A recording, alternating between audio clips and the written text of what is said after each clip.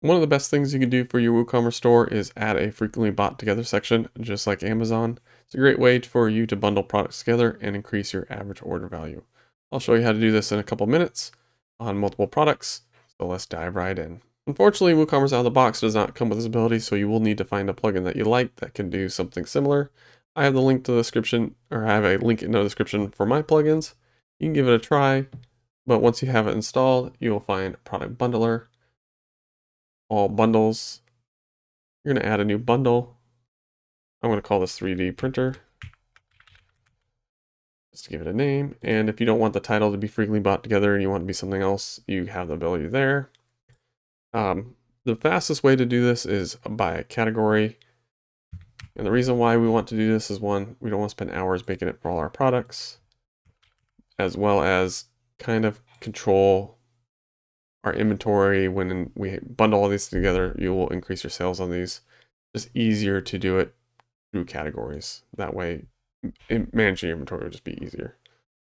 Now, nozzles.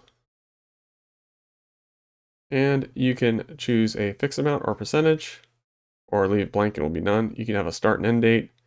You can set a priority, and as well as if it's active or not. Save. And there's our bundle. If we go to our store, we find a 3D printer. And there you go. You have your Amazon-like frequently bought together. Now, if you do only have a few items and you want to make it a little bit more intimate for your customers, you can also do it through the product. So we'll pick this beanie. We'll go to the edit product page, and you'll scroll till you see this section. Now this plugin will also automatically group things together based on previous purchases, and it'll make like a co-occurring matrix. But if you want to customize it, you can create a custom one. You can change the title as well here, but I'll add a belt